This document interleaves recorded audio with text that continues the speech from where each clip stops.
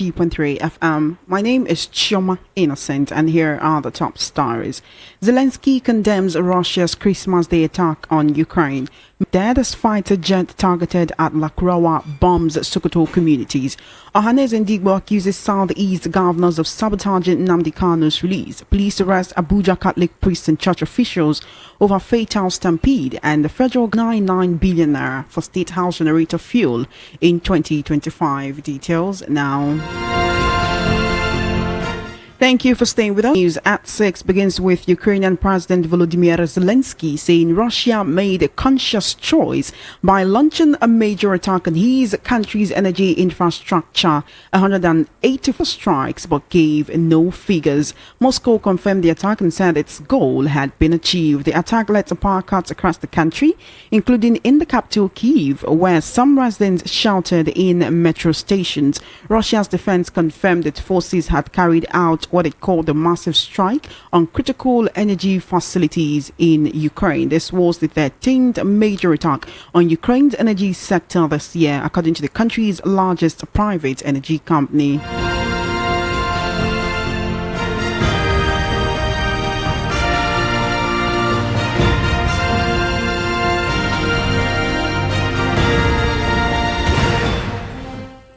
In a tragic development, mistakenly bombed two communities in Salome local government area of Sokoto state. The affected communities were Gidan Sama and Rumtua. According to locals, the incident occurred around 7 a.m. this morning. Another source told journalists that over 10 villagers were killed and several others sustained varying degrees of injury during the airstrike. The chairman of Salome local government area, Alhaji Abubakar Mohammed Daftarana, confirmed the attack, saying they were still assessing the level of damage caused by the airstrike. The spokesman of the Sokoto Police Command, ASP Ahmad Rufai, declined comment on the matter, saying it was not the police operation. Meanwhile, the Apex Igbo socio-cultural organization Ohanes Ndigbo has issued a statement condemning the role of certain Southeast leaders in delaying the release of electing the sufferings of the people. The statement further criticized the failure of Southeast governors to collectively approach President Tinubu with assurances and commitments necessary to facilitate Kanu's release.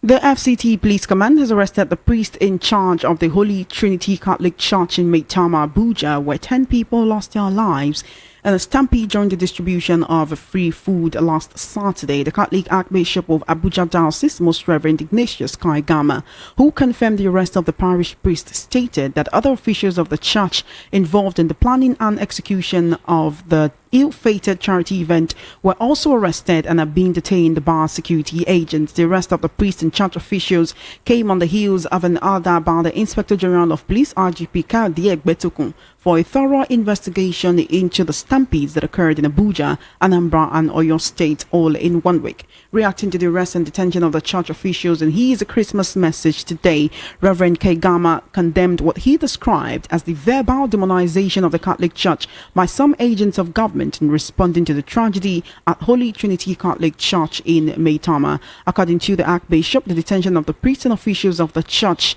are the threat to slam criminal charges on the church, is what he said, to say the least, uninspiring, unfriendly, and a misplaced zeal, and one wonders what purposes this were meant to serve.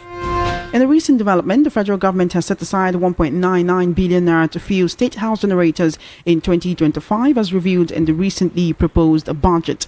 This amount is a 5,100% increase from the 37.96 million naira allocated for the same purpose in 2024, and significantly higher than the 30.68 million naira allocated in 2023. Between 2021 and 2024, the government allocated approximately 1.2 trillion naira to the power sector, which has not translated into consistent or reliable electricity for homes and the businesses. Budget allocations to the power sector have seen steady increases over the years.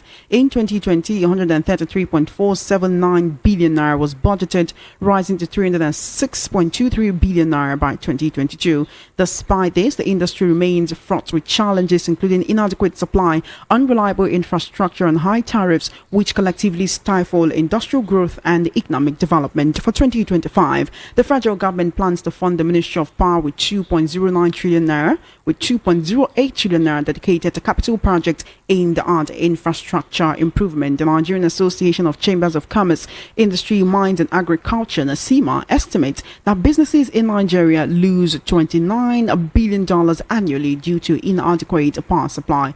Experts say the reliance on generators, especially at critical government facilities like the State House, highlights the urgent need for sustainable power solutions. You are currently listening to the World News at 6 right here on Voice of the People 90.3 FM. We'll take a short break and then return with the news analysis segment where I'll have my analyst, revered journalist, as well as political, social and national affairs analyst, Mr. Peter Anosike, speaking and analyzing issues on the World News at 6 this evening. Do stay tuned.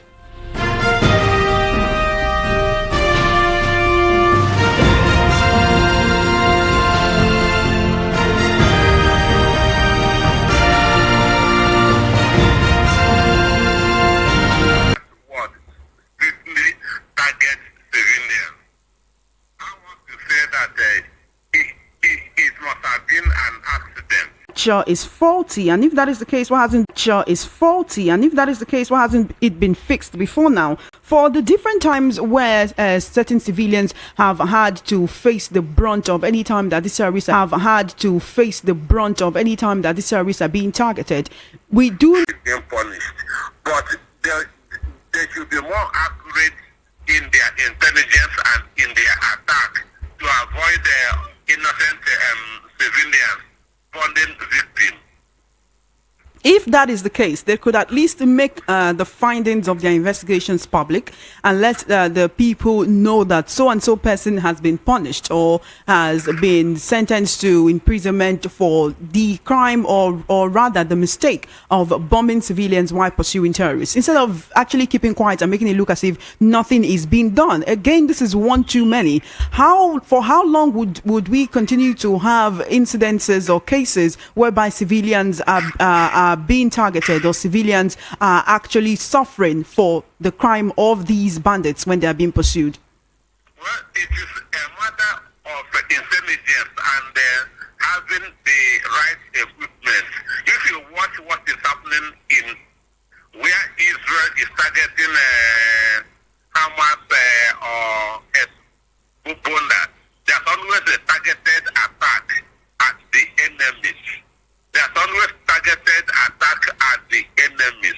Understand? So you shouldn't allow civilians, innocent people, to be funding victims when you are pursuing bandits or terrorists. It is wrong. But on the issue of the civilians not knowing what they are doing, military is a special force. They do their own thing. They don't publish what is going on in the barracks, on the pages of the newspaper or on the social media. But they should try to be more careful with targeting of suspects to avoid all this collective punishment. But at the end of the day, it's Christmas Day, and a lot of people would be mourning right now due to avoidable mistakes. But because of our time, let's quickly move on to the Ohanaeze Ndigbo accusing Southeast governors of sabotaging Nnamdi Kanu's release. Again, this is not the first time we'll be hearing something like this. This statement, is there any truth in it? Plus, the person saying this is Mazi Okechukwu Isiguzoro as the Secretary General of Ohanaeze Ndigbo. Well, I have said it over and over. Okechukwu Isiguzoro is not the Secretary General of Ohanaeze. He is just running a splinter group of Ohanaeze. Emuche is the Secretary General of Ohanaeze. Ohanaeze is one which was led by late Emmanuel Iwanyanwu. That is the authentic voice of the Igbos, not the Okechukwu Isiguzoro. All right. So, even if you do not agree with the messenger, do you agree with the message? Well, not 100%, because I know that Peter Mba of Enugu State has gone to Tinubu to appeal for the release of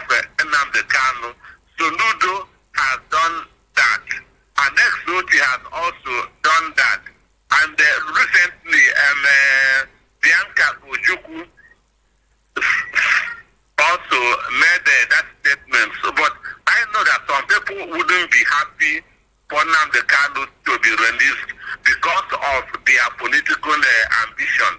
Because how does his release affect anyone's political ambition? No, Nnamdi Kanu is very popular in the southeast, and the youths are behind him. So if he comes out anywhere he tells the youth to go, the youth will go that way. So having him locked up is favoring some politicians in the southeast, because Nnamdi Kanu is pulling a lot of youth in the southeast, and whoever mobilizes the youth more wins an election, because in Nigeria today, over 65% of the population are youth. So some politicians may not be comfortable for Nnamdi Kanu to be released, because it will certainly affect their own political ambition. All right, Mr. Peter Anosike again. Let's move on in the issue, and that is the distribution of funds in the 2025 budget. A perusal of the 2025 budget reveals that the federal government allocated 1.99 billion naira. We could approximate this to about 2 billion for state house generator fuel in 2025. That is to buy fuel into the state, to pour into the state house generator to power Aso Rock in 2025. Now, here's the thing. This amount is more than 1,000. In fact, it is a 5,100% increase from the 37.96 million naira that was allocated for the same purpose this year. That is 37.96 million naira was allocated for buying fuel in the state house generator in 2024. Meanwhile, in 2023, 30.68 million was allocated for buying fuel into state house generators, right? Then you have an over 5,000% increase to 1.99 billion naira from 37 million in 2024. Do we attribute this to the high cost of fuel, and that is the reason why it is so high? Then, on the other hand, doesn't this speak to the failure of the power sector in Nigeria, the fact that we have to allocate such humongous amount to buying fuel for the state house generators? Well, if you check very well, it should be a warning sign to Nigerians that we are not going to have a lot of electricity in 2025, because when you are increasing your budget on electricity, it means that you might have sent something, because again that the price of fuel or diesel is not likely going to come down, because budget is made based on the price of things. So if they are increasing the budget by over 1,000%, it means that the price of fuel is not going to come down, the price of diesel is not going to come down, and Nigeria shouldn't expect stability or increase in power and supply in 2025. Because if there will be increase, there's no need to increase the budget for the next year. Understand me? So it is a warning to Nigerians. Don't expect to improve the power supply in 2025. So it is a warning for everybody. But I have said it that 2025 budget is very, very unrealistic. When you say unrealistic, is it in the implementation or in the way that it was drafted out? If it is unrealistic, the Senate was meant to look at it and actually point out those unrealistic terms and anything in it that does not favor Nigerians. So when you say it is unrealistic, what parts of it are you talking about? One, the budget, the Senate did not scrutinize the budget to know how workable it is. That is number one. They did not scrutinize the budget. They did not ask questions before passing the budget.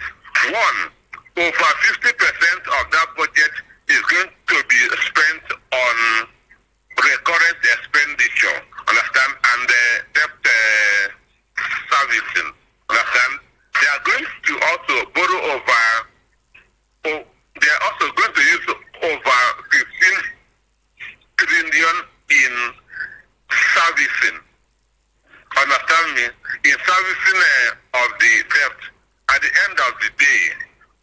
will remain for capital expenditure? Nothing.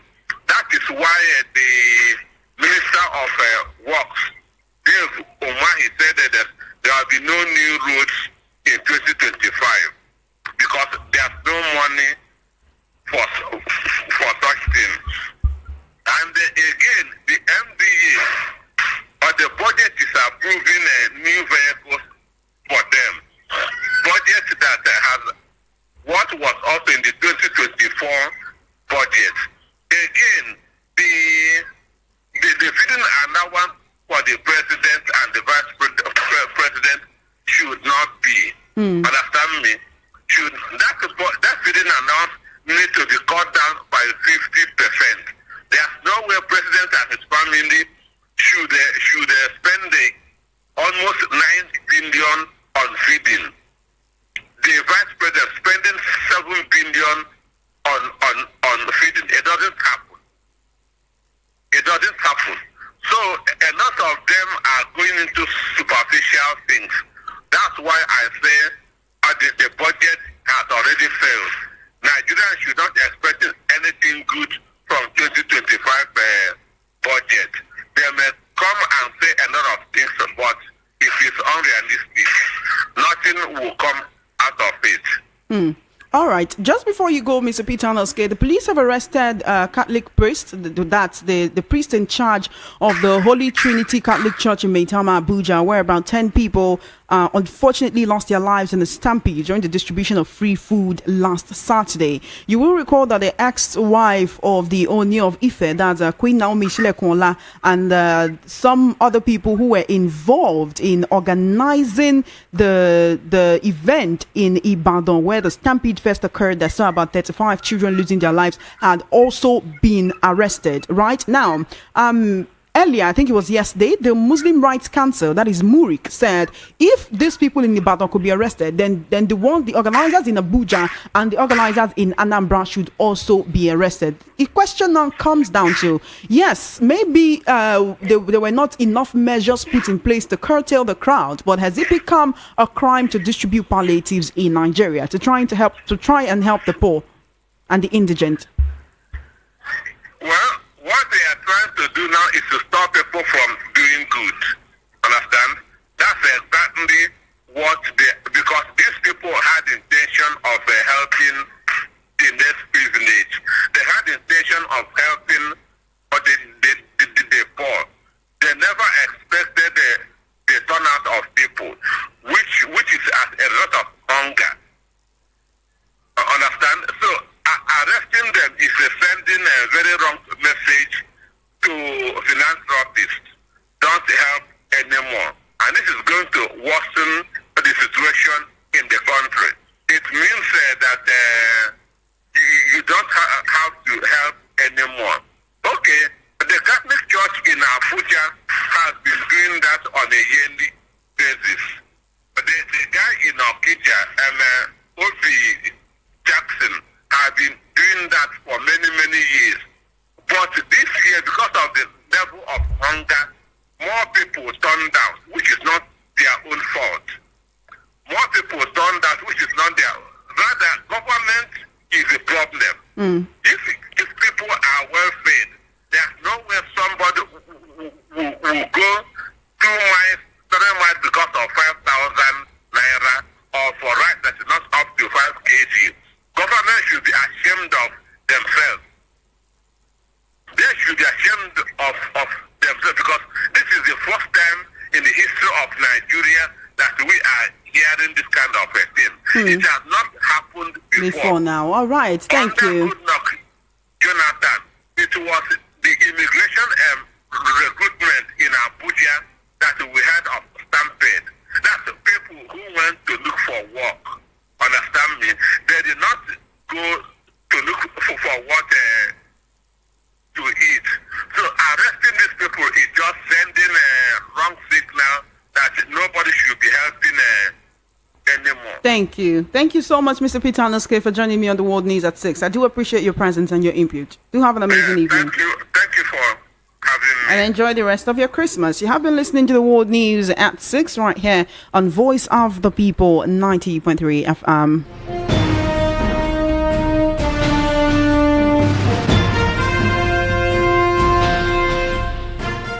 The Brazilian Descendants Association in Lagos recently celebrated the Afro-Brazilian Heritage Festival. The three-day event, which took place from the 20th to the 27th of December, had in attendance high-profile individuals, including the Lagos State Attorney General and Commissioner for Justice Lawal Pedro, a senior advocate of Nigeria, and the State First Lady Ibijoke Sanwo-Olu. Let's take a listen to the first introductory speech of the First Lady during the event.